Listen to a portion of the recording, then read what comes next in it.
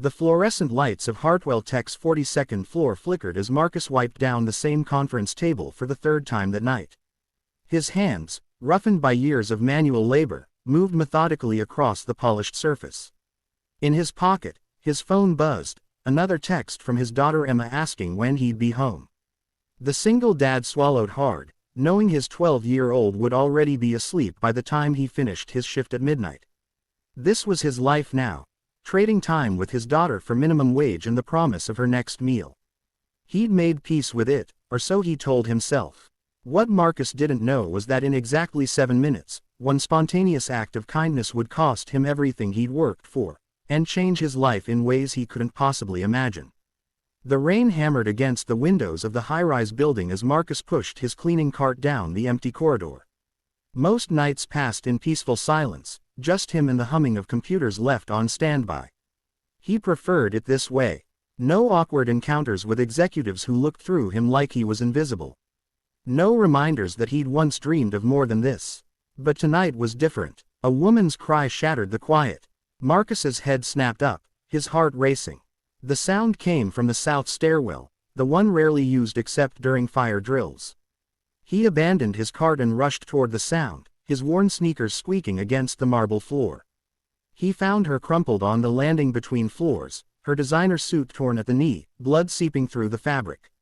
She was clutching her ankle, her face pale with pain. A briefcase lay scattered nearby, papers strewn across the concrete steps. "Ma'am, are you okay?" Marcus knelt beside her, his janitor's instincts kicking in as he assessed the situation. I fell," she gasped, trying to stand but immediately collapsing back down. "My ankle. I think it's broken. I was trying to avoid. Someone was following me in the parking garage. I panicked and took the stairs in these ridiculous heels." Marcus didn't hesitate. He pulled out his phone and dialed 911, then gently examined her ankle without touching it. "Don't move it. Help is coming. You're safe now." The woman's eyes met his, and for a moment, Marcus saw beyond the expensive clothes and the corner office air. He saw fear. Real, human fear. "What's your name?" he asked softly, trying to keep her calm. "Sarah," she whispered. "Sarah Chen." While they waited for the paramedics, Marcus retrieved her scattered papers, carefully organizing them back into her briefcase. He noticed the letterhead, Chen Industries. He'd seen that name before, hadn't he? But his mind was focused on keeping Sarah comfortable, talking to her about anything to distract from the pain. "I have a daughter," he found himself saying. "Emma. She's 12. Always telling me I worry too much." Sarah managed a weak smile. "Smart girl. You're a good father. I can tell." 20 minutes later, the paramedics arrived. As they loaded Sarah onto a stretcher, she grabbed Marcus's hand. "Thank you. You didn't have to help me." "Yes, I did," Marcus replied simply. Anyone would. But anyone didn't, and Marcus was about to learn that lesson the hard way. The next morning, Marcus's supervisor called him into the office. David Brennan sat behind his desk with the expression of a man about to deliver bad news he didn't particularly care about. "We're letting you go, Rodriguez." Marcus felt the floor shift beneath him. "What? Why? I've never been late, I've never." "You left your post last night. Left your cart in the middle of the hallway. Abandoned your responsibilities." Brennan slid a paper across the desk. "Security footage shows you disappearing for over 30 minutes. There was a woman hurt in the stairwell. I called 911. I had to." "Not your job," Brennan interrupted. "Your job is to clean. That's it. You're not security. You're not a first responder. You overstepped, and it created a liability issue for the company." Marcus's mouth went dry. "I have a daughter. I need this job. Should have thought about that before playing hero." Brennan handed him a final paycheck. "Clear out your locker." The walk to his car felt like moving through concrete. How would he tell Emma? How would they afford rent? Her medication? The shame burned in his chest, mixing with anger and disbelief.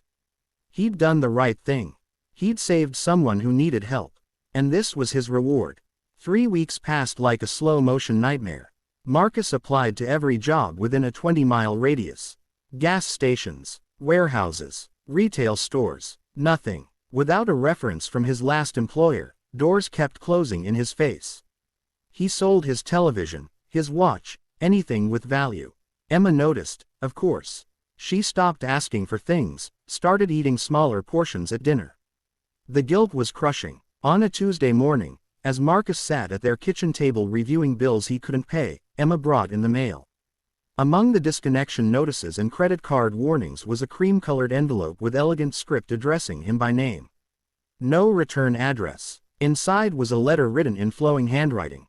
Dear Marcus, you don't know me, but 3 weeks ago, you saved me in more ways than one. I've spent that time recovering, and investigating what happened to you afterward. I was horrified to learn you lost your job for helping me. That's not the world I want to live in, and it's certainly not how I run my company. Asterisk. Yes, my company. Hartwell Tech is one of 17 companies under Chen Industries' umbrella. I'm the CEO, though I try to visit each location regularly to understand how they operate. That night, I was working late in our conference room when I noticed someone watching me from the parking garage. I fled in fear, and you found me at my lowest moment. Asterisk. You showed me kindness without expecting anything in return. You didn't know who I was, and it wouldn't have mattered to you if you did. That's rare, Marcus, especially in my world. Asterisk. I'm writing to offer you a position as Director of Facilities Management for Chen Industries' Western Region. The salary is $120,000 annually, with full benefits, college scholarship programs for Emma, and company housing assistance. But more importantly, I'm creating a new initiative within all our companies, the Rodriguez Protocol. It will protect and reward employees who help others in emergencies, ensuring no one else loses their job for being human. Asterisk. Your kindness reminded me why I started this company, to create spaces where people matter. I'd be honored if you'd help me make that vision real. Asterisk. Please call me at the number below. I owe you so much more than a job, but it's a start. Asterisk. With deepest gratitude, Sarah Chen. Marcus read the letter 3 times, his hands shaking. Emma peered over his shoulder, her eyes widening. Dad, is this real? He didn't trust his voice, so he just nodded. Then he called the number. 6 months later, Marcus stood in the lobby of Chen Industries headquarters, not as a janitor, but as an executive with his own office and a team of people he'd hand-selected. People who'd been overlooked, like him. People who understood that every job, every person, mattered. Sarah had become not just his employer but his friend. She'd kept every promise in that letter and more. Emma thrived in her new school, her confidence blooming as financial stress lifted from their household. But the greatest change was in Marcus himself. He no longer saw his worth through the lens of his job title. He understood that his character had always been his greatest asset. The Rodriguez Protocol had been implemented across all Chen Industries companies, with 3 employees already protected and rewarded for helping others in crisis. Sarah featured Marcus in the company newsletter, telling his story without embellishment. The response was overwhelming. Letters from employees who felt seen for the first time, who promised to look out for each other. On the anniversary of that rainy night, Sarah invited Marcus to her office. She handed him a framed photograph, the 2 of them at the company's annual gala, where he'd been honored as Employee of the Year. You know what I've learned this year, Sarah said, looking out over the city skyline. Kindness isn't weakness, it's the strongest thing we have. And sometimes, when we're brave enough to be kind without counting the cost, the universe has a way of paying us back tenfold. Marcus smiled, thinking of Emma waiting for him at home, not wondering when he'd return, but excited to hear about his day. I didn't help you expecting anything. I know, Sarah replied. That's exactly why you deserved everything.